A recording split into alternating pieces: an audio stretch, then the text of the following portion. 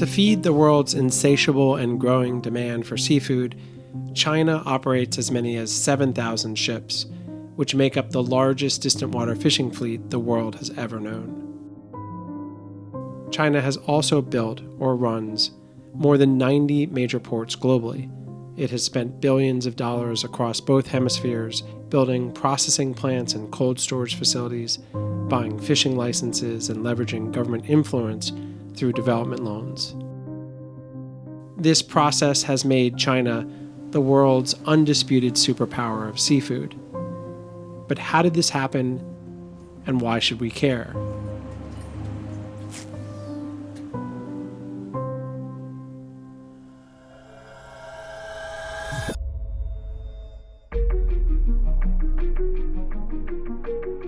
In the last 50 years, global consumption of seafood has risen more than 5-fold. Meanwhile, China's distant water fishing fleet is more than 10 times bigger than the next competitor. And China catches, processes, consumes, and exports more seafood than any other country. This matters because seafood is the world's last major source of wild protein, and it's an existentially important form of sustenance for much of the planet. Political analysts, especially in the West, say that having just one country controlling this precious resource creates a precarious power imbalance. Navy analysts and ocean conservationists also fear that China is expanding its maritime reach in ways that are undermining global food security, eroding international law, and heightening military tensions. American officials are especially concerned and prone to stoking international alarmism on the matter because the U.S. is in a trade war with China. The U.S. is also the world's largest importer of seafood, most of it coming from China.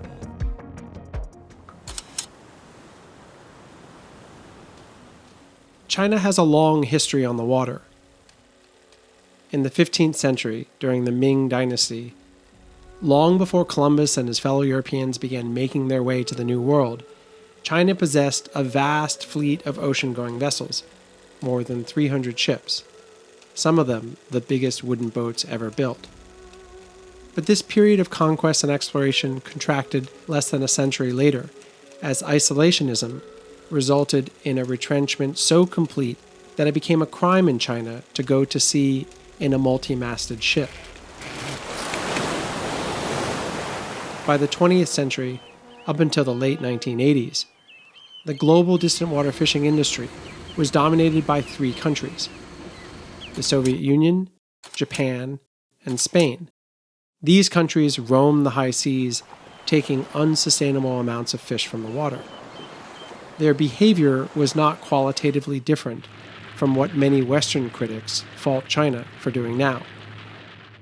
As such, there is an undeniable hypocrisy in the West criticizing China for its behavior on the world's oceans. What is different now is the scale, the stakes, and the setting.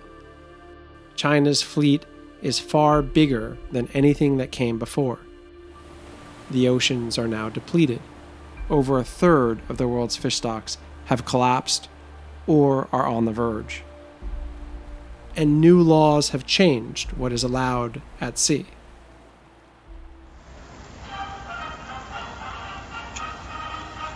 China began restoring its merchant marine, navy, and fishing ambitions in the 1980s, as the state-owned China National Fisheries Corporation sent, in 1985, the country's first modern ocean-going fleet, consisting of 13 trawlers with 223 crew, to work the coast of Guinea-Bissau in West Africa.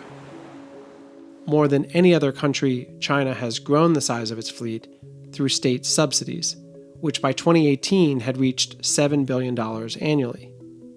Ocean researchers consider these subsidies harmful because they expand the size and efficiency of fishing fleets, which further deplete already diminished fish stocks. There are simply too many boats on the water and not enough fish left to target. China bolsters its high seas fleet in indirect ways too, including logistical, medical, security, and intelligence support. For instance, it sends its squid fishing vessels a weekly digital index that provides updates on the size and location of the world's major squid colonies. In some patches of the ocean, China sends armed security vessels to protect its fishing boats.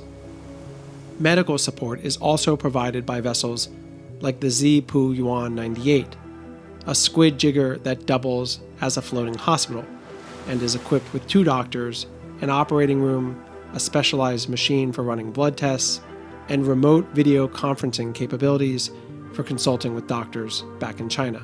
我是浙浦园98号综合保障服务船船医刘明，我现在在东南太平洋面上。 The Chinese government's support of its fleet is vital. More than half of the fishing that occurs on the high seas globally would be unprofitable without these subsidies.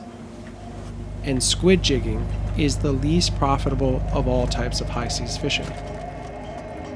One of China's big motivations for bolstering its distant water fleet is to safeguard job security for a large industry and to secure a key source of protein for its growing population. Seafood has now surpassed pork among China's burgeoning middle class as the preferred protein source. In the past several years, the Chinese government has taken bold steps to control its fishing fleet.